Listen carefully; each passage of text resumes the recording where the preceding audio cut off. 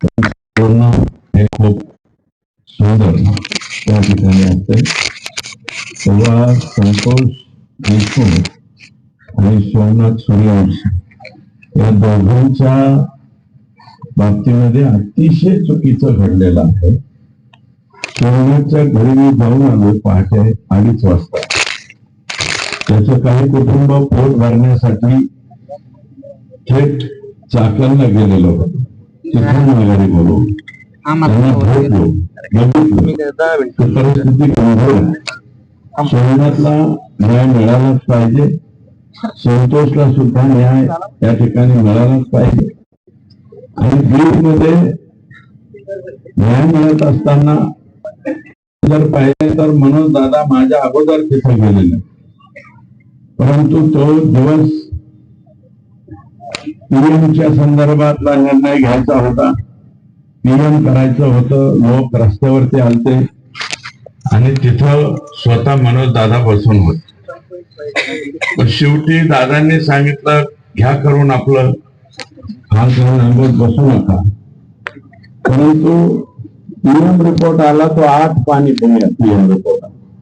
त्या 8 पानी रिपोर्ट मध्ये एवढं गंभीर बाबी आहे की असं इतक्या चुकीच्या पद्धतीनं कधीच कोणाला मारलेलं नाही. आणि हे कशामुळे होत आहे तर हे पडवळीकर जे आका आणि त्यांचे आका आहे यांचे वेगवेगळे उद्योग आहे. त्याच्यामध्ये बाकीच्या काही गोष्टी सांगितल्या, परंतु त्या व्यतिरिक्त गोष्टी सांगतो.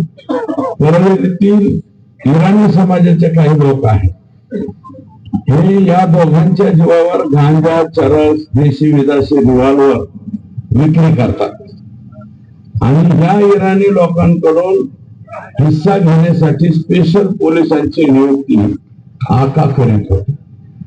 म्हणजे जे कशाचं पिस्तूल विकायचे त्याच्यातलं कमिशन सुद्धा आकाकडे पोहोचलं पाहिजे, अशा प्रकारची एक सिस्टीम होती. फॉर्मल मधील भंगार रोज चोरीला जातं. ते चोरीचे भंगार आणि त्यात पोलिसांचा वाटा आणि पोलिसांच्या वाट्याच्या नंतर आकाचा वाटा. म्हणजे गमती भागावर काय कशा कशामध्ये हे होतंय. एसटी महामंडळातील अनेक लोक एसटीतलं सुद्धा काही बाई चोरतील, त्याच्यावरती लक्ष ठेवायला पोलीस आणि त्या पोलिसांनी आकाला जाऊन भेटायचं असा एक प्रकार त्या ठिकाणी. कोरोना मंत्री असो किंवा डॉक्टर देशमुख असो, डॉक्टर देशमुखांचा पक्ष कोणता आहे मला माहिती आहे, परंतु त्यांच्यावरती खोट्या अॅट्रॉसिटी दाखल करायचं, दुसरीच काहीतरी 356ची फिर्याद द्यायची आणि त्यांचं चारित्र्य हनन करायचं.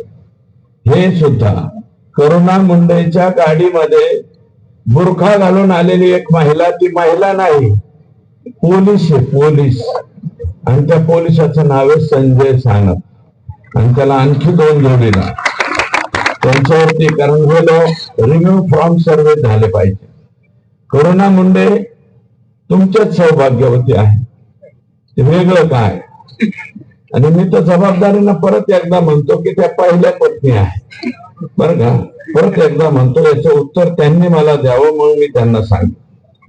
त्याच्यानंतर इतर समाज बांधवातला कोणताही पदाधिकारी जर आका आणि त्यांच्या आकांनी कोणत्या पदावर नेमला तर त्यांनी फक्त सयाजीराव व्हायचं, बाकी त्यांना काही अधिकार नाही. फक्त आले का सयाजीराव. आमच्याकडे एक निकाल आडनावाचे होते, त्यांचं नाव सयाजीराव होतं. त्यांना काय म्हणायचे सयाजीरावांना कळलं. म्हणजे मी काही कोण्या कास्ट वरती किंवा याच्यावरती घेऊन जात नाही, तो काय मला माफ करा. फुले शाहू आंबेडकरांच्या विचाराचा पक्का पाईक असणारा मी व्यक्ती आहे बरं का.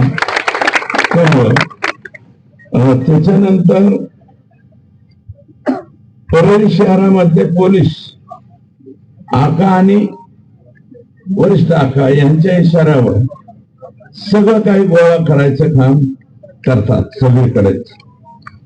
याच्यामध्ये जुने नवीन थर्मल पॉवर स्टेशन असो, सिमेंट फॅक्टरी असो, जवळपास असणाऱ्या छोट्या मोठ्या कंपन्या या सगळ्यांकडनं हप्ता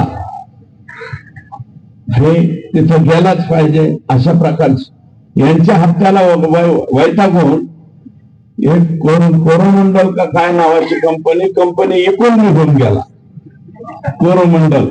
कोरोमंडलचं सिमेंट येत असेल ना पैठण, तर ती कंपनी विकून त्यांनी नमस्ते लंडन केला, थेट त्याच्या राज्यात निघून गेला.